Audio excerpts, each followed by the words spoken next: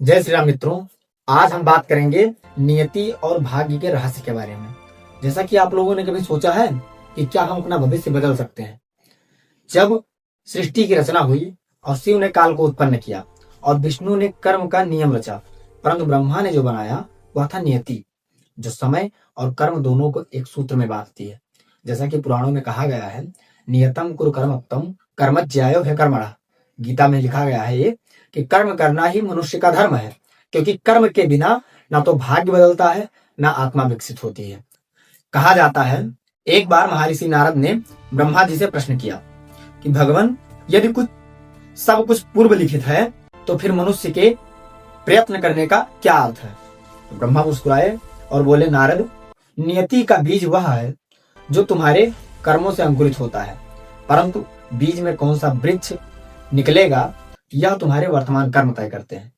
उन्होंने आगे कहा, यदि तुम पवित्र कर्म करते हो तो बीज का फल मधुर होगा, यदि तुम दुष्कर्म करते हो तो वही बीज विष बन जाएगा और वो आगे तुम्हारे जीवन में बहुत कठिनाई देगी। नियति बीज है पर फल तुम्हारा कर्म तय करता है।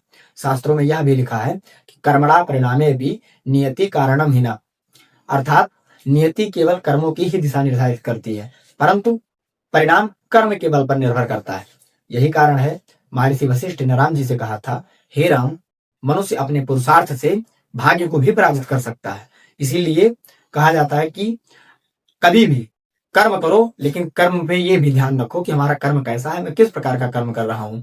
और आज विज्ञान भी यह कहता है कि हर घटना पहले से तय नहीं होती, बल्कि हर संभावना के भीतर नया परिणाम जन्म लेता है और ले भी सकता है। जैसा कि जब तुम किसी परिणाम में विश्वास करते हो तो वही संभावनाएं सजीव हो जाती हैं। इसीलिए कहते हैं, श्रद्धा मान लगते ज्ञानम, अर्थात जो श्रद्धा रखता है वही सृजन करता है। नियति कोई सजा नहीं है, वह केवल और केवल दर्पण है जो दिखाती है कि तुमने अपने कर्मों से कैसा मार्ग चुना है। परंतु जो व्यक्ति ध्यान, भक्ति और कर्म योग में स्थित रहता है वह नियति के उस जाल से ऊपर उठ जाता है। जैसा कि कहा जाता है, उद्धरेदात्मनात्मानम नात्मानम अवसादयेत, ऐसा गीता में लिखा है। मनुष्य अपने कर्म और ज्ञान से स्वयं को ऊंचा उठा सकता है, इतना ऊंचा उठा सकता है कि वो स्वयं नहीं सोच सकता है कि मैं क्या कर रहा हूँ।